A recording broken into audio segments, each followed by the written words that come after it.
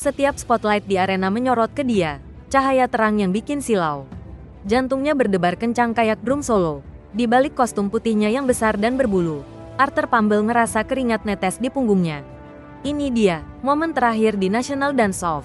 Dia sebentar lagi menang, dia sebentar lagi jadi famous, dan dia sebentar lagi kehilangan segalanya.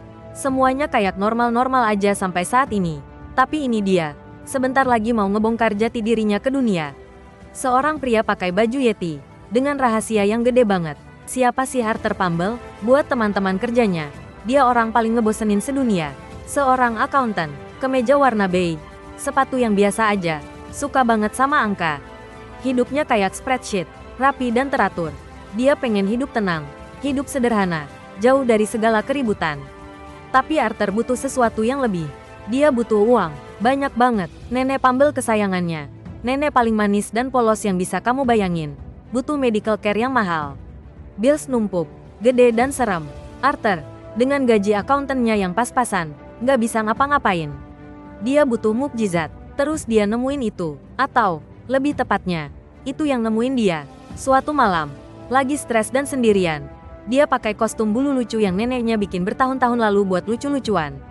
Dia muter musik disco, terus dia cuma dance. Awalnya kaku, terus dengan gembira yang liar, yang gak disangka-sangka. Dia record, upload online, terus tidur, gak mikir apa-apa. Besok paginya, videonya jadi viral banget. The Disco Yeti lahir. Orang-orang suka banget sama Yeti yang konyol, ceria, dan dance itu. Tawaran buat ads dan appearances datang membanjir. Dan tiba-tiba, Arthur punya uang buat perawatan nenek Pumble. Dia misahin dua kehidupannya dengan ketat. Akuntan di siang hari, Disco Yeti di malam hari. Nggak ada satu orang pun yang tahu rahasia bulunya itu. Terus datanglah National Dance-Off. Hadiah utamanya gede banget. Cukup buat biaya perawatan terakhir dan paling penting buat nenek Pumble. Tapi ada syaratnya. Semua peserta harus ngebuka topeng di final round. Arthur galau. Berani nggak dia ngebongkar dirinya sendiri? Nunjukin identitinya yang asli dan memalukan ke teman-teman kerjanya yang membosankan itu. Semua demi neneknya. Dia ikut. Bilang ke dirinya sendiri kalau dia bisa menang. Ambil uangnya, dan langsung ngilang aja sebelum ngebuka topeng. Tapi hidup, kayak biasanya, ngerusak rencana rahasianya yang udah matang. Masalah terbesarnya bukan dancer lain.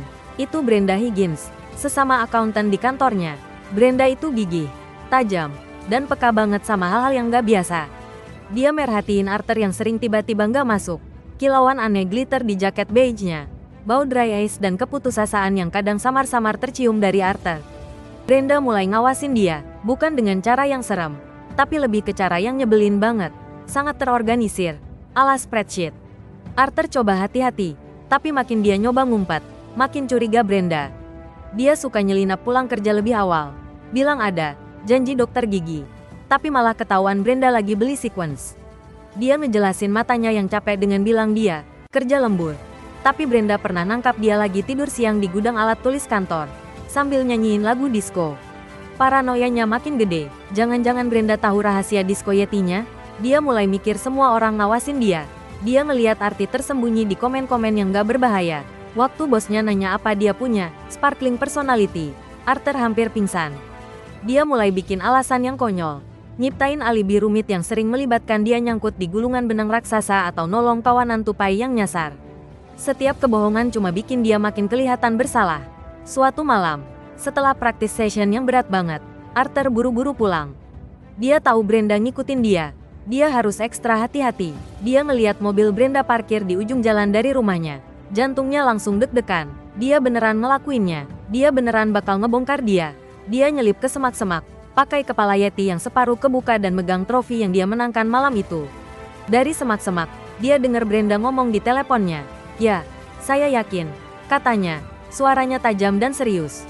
Evidence-nya udah numpuk. Saya rasa dia ngurusin seluruh operation. Sesuatu yang benar-benar ilegal. Darah Arthur langsung dingin. Ilegal? Apa ini lebih parah dari cuma jadi dancer disco? Dia ngebayangin headline koran. Akuntan di siang hari, disco devian di malam hari. Kompetisi dan semakin sengit. Arthur, sebagai The Disco Yeti, adalah favorit penonton. Gerakan konyolnya dan semangatnya yang murni bikin semua orang suka. Tapi di balik bulunya, dia hancur. Dia pikir Brenda udah deket banget buat ngebongkar identiti Disco Yetinya. Dia coba ngecoh Brenda, ninggalin bola disko di kantornya, ngirim email anonim tentang rambut musang rontok. Dia pikir itu red herring lucu buat Yeti. Tapi nggak ada yang berhasil. Itu cuma bikin Brenda ngeliat dia dengan tatapan bingung, tapi penuh tekad. Tantangan terbesarnya datang dari dancer lain, The Glitter Gopher. Rival ini kayaknya nyabotase Arthur di setiap kesempatan. Lantai panggung yang licin sebelum rutin Arthur. Sepatu kostumnya hilang. Glitter Glue tiba-tiba muncul di samponya.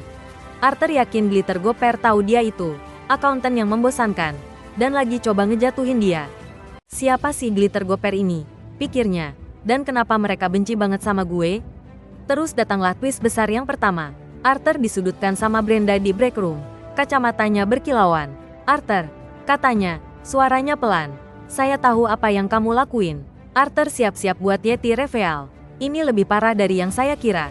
Kamu terlibat sama balapan musang, kan? Arthur berkedip. Balapan musang? Ngomong apa sih? Brenda, tanyanya. Beneran bingung. Dia mikir, ini semacam kode buat disko dancing. Brenda ngelempar folder ke atas meja. Isinya foto-foto buram Arthur dekat lapangan berlumpur. Screenshot dari financial transactions-nya, yang cuma pembayaran buat perawatan neneknya. Dan printout dari forum-forum gak jelas yang bahas balapan musang. Jangan pura-pura polos, Arthur, desisnya. Begadangnya, uang cash yang tiba-tiba banyak. Bau aneh tanah dan bulu di kamu. Glitter yang mencurigakan. Semuanya nyambung. Kamu adalah mastermind di balik ring balapan musang bawah tanah yang ilegal. Arthur ternganga. Dia nggak ngejar The Disco Yeti. Dia kira dia gangster musang. Rahasia gelap. Arthur sebenarnya konyol. Tapi tuduhan Brenda itu berbahaya dan serius. Dia coba ngejelasin. Cerita soal kompetisi. Soal nenek Pumble. Tapi Brenda cuma geleng-geleng kepala. Saya udah manggil polisi. Arthur, katanya, dengan kemenangan suram di matanya. Mereka bakal datang sebentar lagi. Dunianya runtuh. Dia bakal ditangkap karena kejahatan musang. Dan neneknya masih sakit. Ribet banget. The climax-nya tiba di malam terakhir National Dance-Off. Arthur, sebagai The Disco Yeti, berdiri di tengah panggung. Dia menang. Penonton bersorak. Lampu berkedip. Hostnya, pria yang tannya berlebihan bernama Barry, ngulurin mikrofon. Dan sekarang, Barry menggelegar. Momen yang kalian semua tunggu-tunggu. The Grand Reveal. Siapa itu? The Disco Yeti. Arthur perlahan meraih kepala Yetinya. Tangannya gemetar. Dia bisa dengar suara sirene mendekat dari kejauhan. Ini dia, penghinaan, penangkapan. Dia narik napas dalam-dalam. Ya sudahlah, pikirnya. Pas jari-jarinya nyentuh zipper, pintu arena terbuka lebar. Brenda Higgins berdiri di sana. Diapit dua polisi. Beg mereka berkilauan. Freeze, teriaknya, nunjuk ke Arthur. Itu dia, The Badger King, maksudku. Arthur Pumble, dia yang ngurusin balapan musang bawah tanah.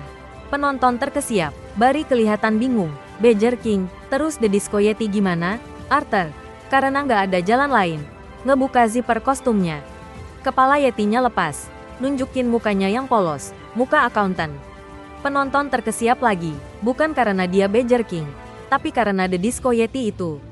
Arthur Pumble. Muka Brenda langsung pucat. Rahangnya jatuh. Arthur Pumble, The Disco Yeti. Tapi, musang-musangnya, terus. Ada suara dari penonton memecah kesunyian. Suara yang familiar. Oh, Brenda. Sayang. Biarin anak itu dance. Dia udah deket banget. Itu nenek Pumble. Dia didorong masuk pakai kursi roda oleh perawat. Kelihatan sehat banget. Dengan kilau nakal di matanya. Dia lagi megang makhluk kecil. Berbulu. Yang meronta di bawah lengannya. Para polisi ngeliat nenek Pumble. Terus ke musang itu. Terus ke Brenda.